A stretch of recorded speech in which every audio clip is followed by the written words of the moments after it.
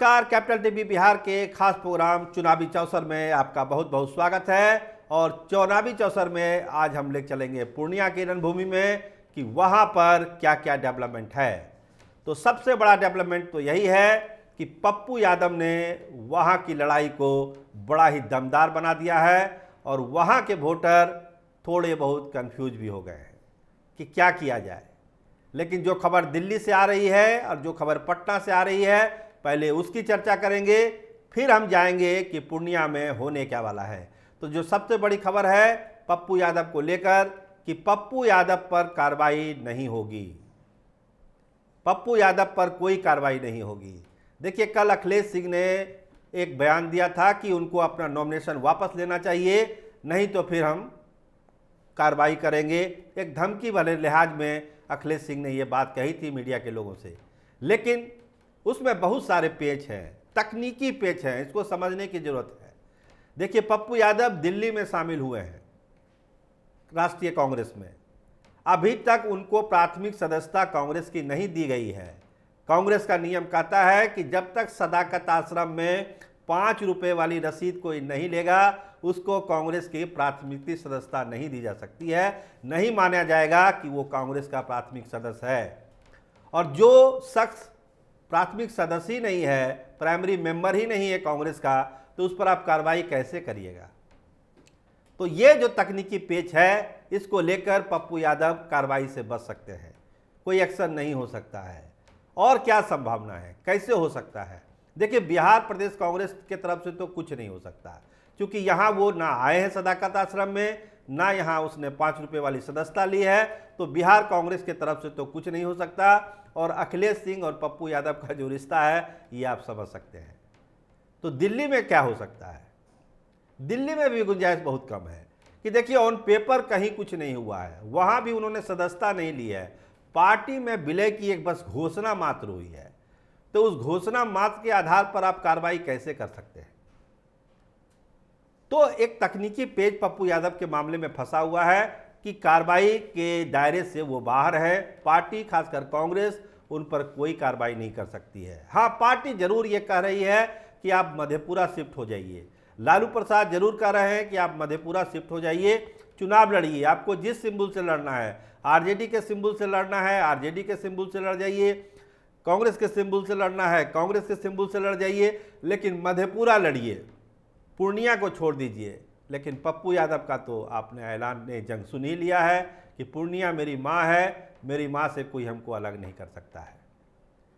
तो ये जो पेच फंसा हुआ है पप्पू यादव को लेकर, कांग्रेस चाहकर भी कुछ नहीं कर सकती है। और अगर कांग्रेस कुछ नहीं करेगी तो आप समझिए कि कैसी कन्फ्यूजन की स्थिति पूर्णिया के रणभूमि में बन जाएगी।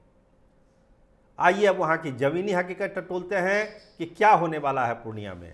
देखिए, 6 लाख ईबीसी वोटर, अति पिछड़ा वोट 6 लाख पूर्णिया की लोकसभा में। तो क्या वो अति पिछड़ा वोट बीमा भारती ज़्यादा से ज़्यादा खींच पाएगी। देखिए, गंगोता जिस समाज से वो आती हैं, वो उनके 60,000 वोट, 70,000 वोट तो उनका अपना गंगोता का वोट है। इसके अलावा अन्य जातियां हैं। अब देखिए, अब मल्लाह केवट की आबादी भी बहुत है। मुकेश सहनी के पार्टी से अलायंस हो रहा है आरजेडी का, मुकेश सहनी का रोड शो होगा पूर्णिया में, बहुत तरह की बात है। तो ये जो अति पिछड़ा वोट मिलेगा बीमा भारती को, वो संतोष कुशवाहा को कहां ले जाएगा, आप समझ सकते हैं। तो चुनौती बहुत है। भाजपा का जो कैडर है उदासीन है संतोष कुशवाहा को लेकर, वो जज्बा, वो जोश नहीं है। जब तक नरेंद्र मोदी की कोई सभा नहीं हो जाती पूर्णिया में, कुछ भी कहना मुश्किल है कि भाजपा कैडर का अप्रोच क्या होगा। दूसरी तरफ पप्पू यादव पूरे जोश खरोश में है। और जो जमीनी सच्चाई है उसको मानना पड़ेगा कि मुसलमानों में और यादवों में भी पप्पू यादव की पैठ है और उसका बहुत सारा हिस्सा पप्पू यादव के खाते में भी जाएगा। तो पप्पू यादव को ये मानकर नहीं चला जाए कि यादवों का वोट उनको नहीं मिलेगा और मुसलमानों का वोट नहीं मिलेगा। पप्पू यादव को हर बिरादरी का वोट मिलता है।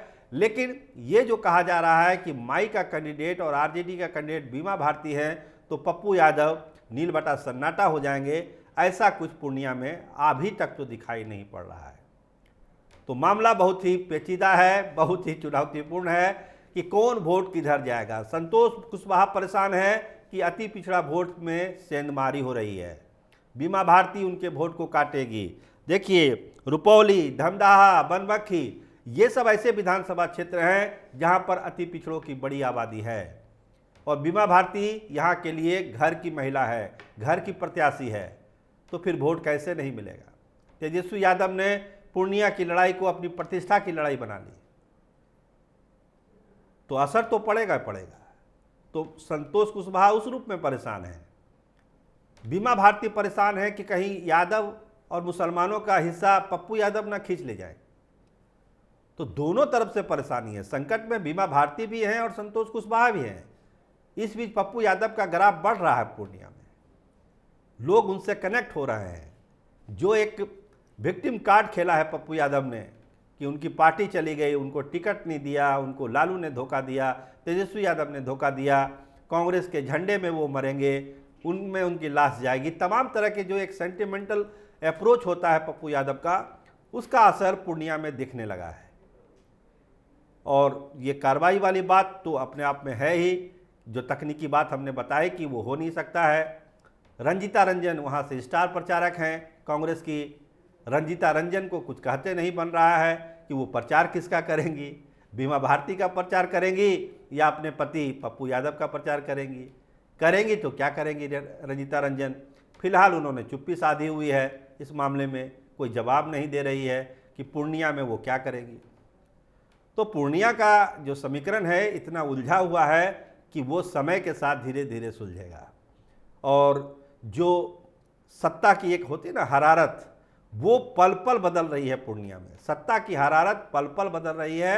और बीमा भारती भी लगी हुई है कि जो वोटों की सेंधमारी हुई है खासकर यादव और मुसलमानों में, उनको कनेक्ट किया जाए। और अति पिछड़ा जो उनकी ताकत है उस इलाके में, वहाँ के लोकल होने के कारण, गंगोता बिरादरी के होने के कारण, अब तो मल्लाह की आबादी भी उनके साथ जुड़ने वाली है, तो उसका पूरा फायदा बीमा भारती उठाना चाहती है। और महिला तो है ही है।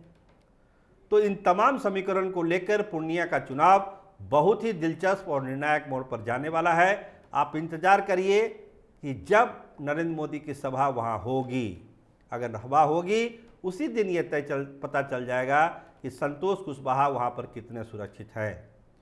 और तेजस्वी यादव ने तो बीमा भारती के लिए जी जान लगा ही दिया है, पप्पू यादव की अपनी अलग लड़ाई हो ही रही है।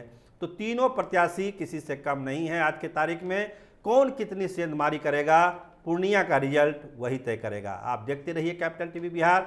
आपका बहुत धन्यवाद, आपका बहुत शुक्रिया।